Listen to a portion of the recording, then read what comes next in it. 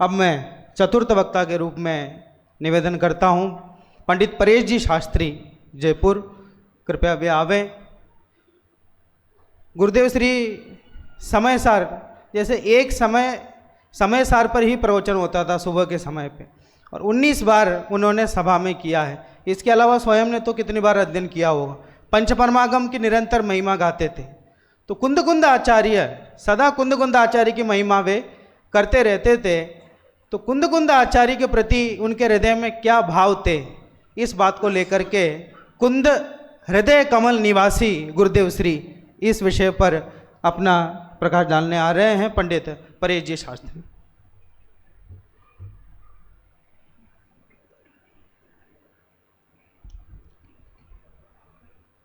ओम नमः सिद्धेभ्यः। अज्ञानतिमिरान्धानां ज्ञानाञ्जनशलाकया चक्षुरुन्मीलितं येन तस्मै श्री गुरवे नमः। अज्ञान तिमिर से अंधी हो गई हैं आँखें जिनकी, ऐसे हम जैसे तत्वज्ञान की दृष्टि से अंधजनों को जिस गुरुदेव ने अपने सम्यक ज्ञान रूपी अंजन शलाका से नेत्र खोल दिए हैं और सम्यक तत्व का ज्ञान कराया है, ऐसे श्री गुरुदेव को आज हम नमस्कार करते हैं, नमन करते हैं, वंदन करते हैं। अति पावन शुभ घड़ी है। मंचासीन समस्त विद्वज्जन,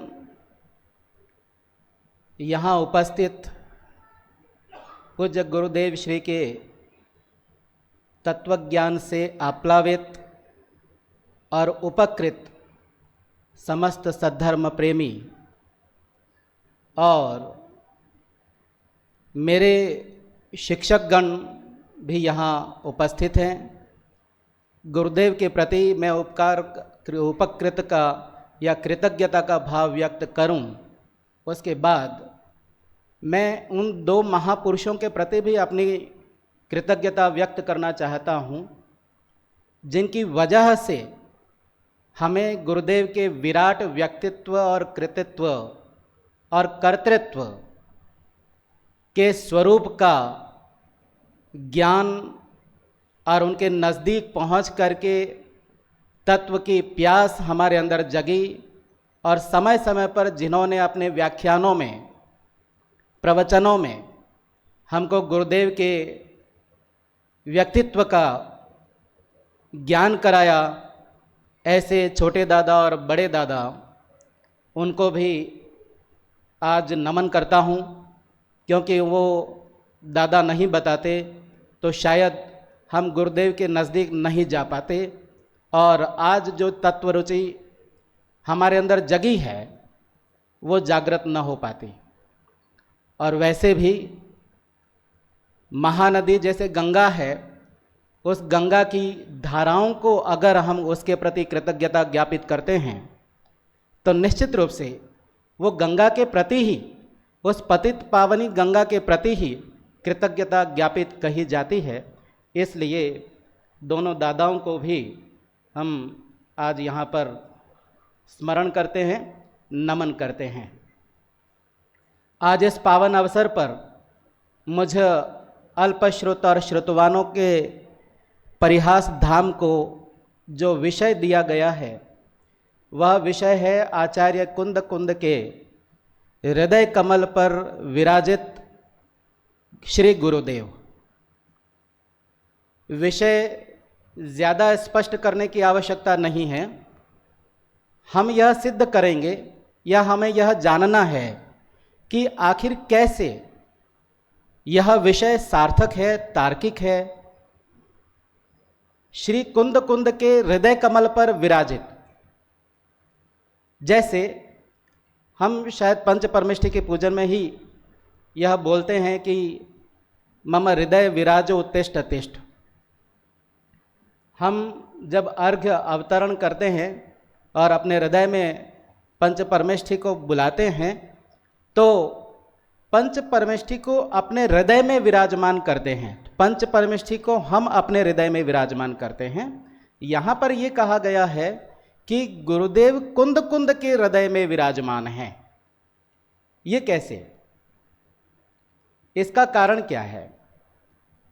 देखिए, कोई भी महापुरुष, कोई भी आचार्य, कोई भी महान दार्शनिक, यदि उसका अनुयायी उनके हृदय कमल में अर्थात हृदय में प्रवेश पा रहा है, इसका अर्थ यह है कि उसमें कहीं न कहीं वैचारिक और चारित्रिक कहीं न कहीं आंशिक ही सही समानता है, नंबर 1।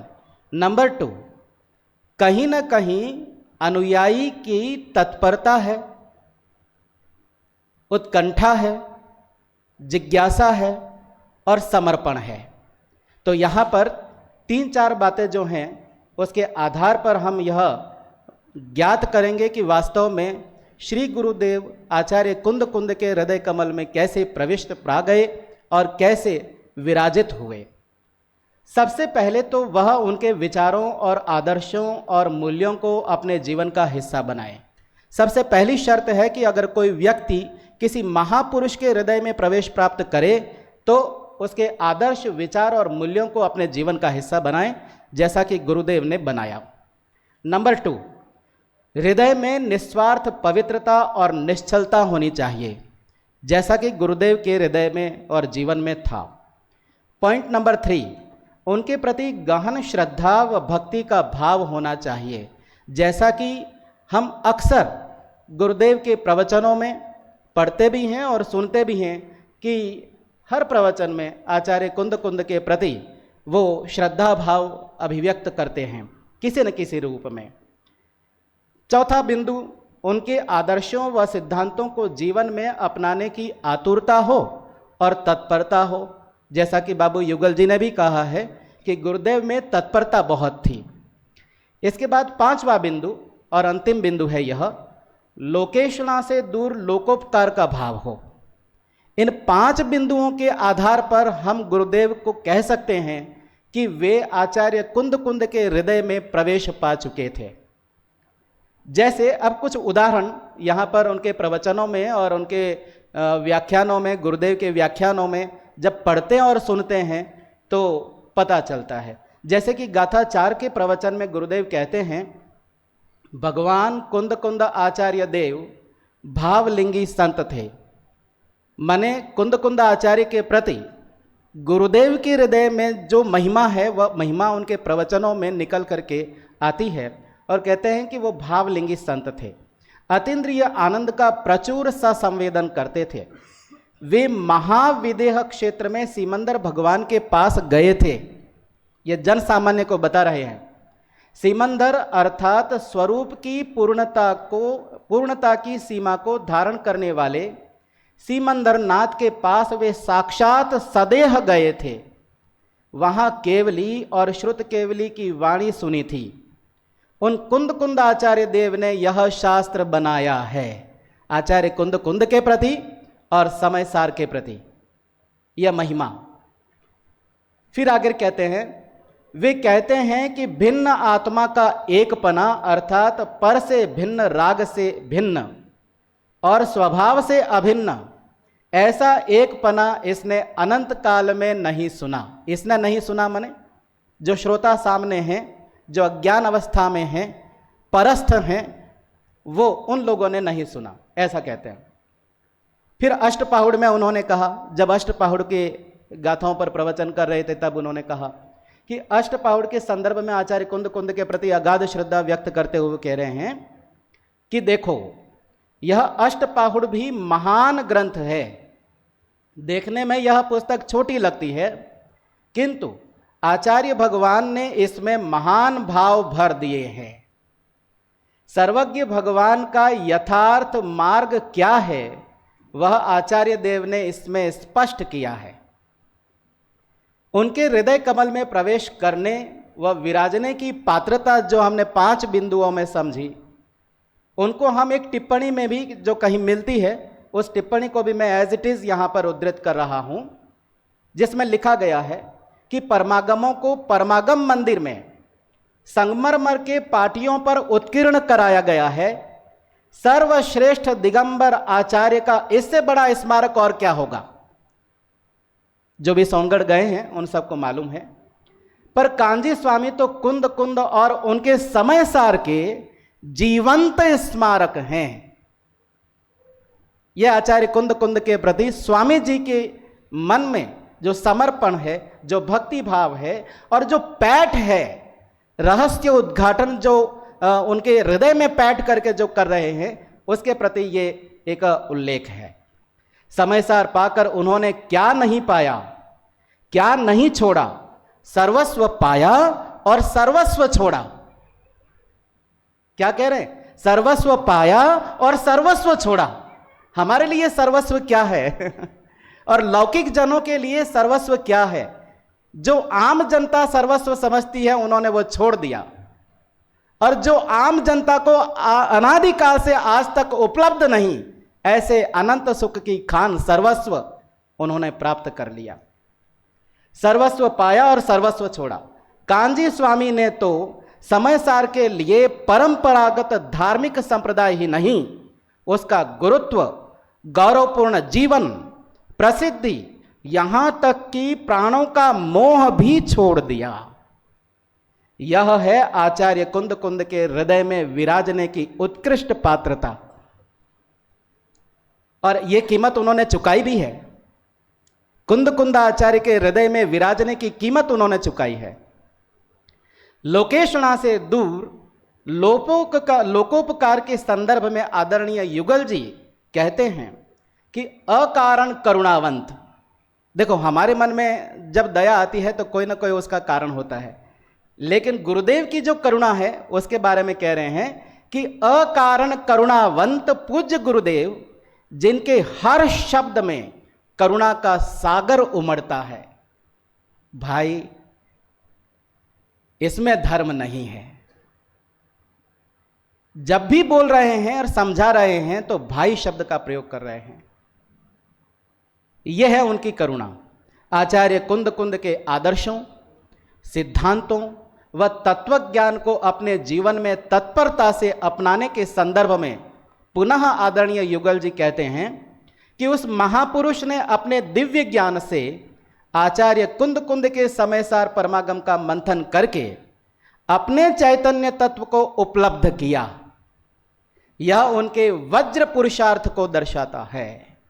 यह उनका वज्र पुरुषार्थ है, और उस वज्र पुरुषार्थ का शतांश भी अगर हमारी जिंदगी में होवे तो निश्चित रूप से मनुष्य भव धन्य है। हे कुंद कुंद के लघुनंदन, तुम कुंद हृदय निवासी हो, गुरु कहान हो तुम महान, तत्व ज्ञान विलासी हो। गुरुदेव श्री आचार्य कुंद कुंद के हृदय कमल निवासी थे। इसका तात्पर्य यह है कि उन्होंने आचार्य कुंद कुंद के समय सार, प्रवचन सार, नियम सार आदि महान आध्यात्मिक ग्रंथों के मूल मर्म और उसके गूढ़ रहस्य को आत्मसात कर लिया था। पहली बार जब समय सार हाथ लगा तो उन्होंने एक अनुभवी जौहरी की तरह उसका मूल्य पहचाना और उसमें निहित तत्व ज्ञान की गहराई में उतर गए। जैसा कि उल्लेख आया और पूर्व में किसी ने बताया भी था, अनवरत तत्वाभ्यास आभीक्षण ज्ञानोपयोग से निज भगवान आत्मा का साक्षात्कार किया, अनुभव रस का पान किया और अध्यात्म के गूढ़ रहस्य को, आचार्य कुंद कुंद के अभीष्ट अभिप्राय को स्वानुभव से प्राप्त करके, प्रमाणित करके भव्य जीवों, मुमुक्षुओं के लिए सरस, सरल, सहज, मधुर व आत्मीयता पूर्ण वाणी में गाथाओं का मर्मोद्घाटन किया।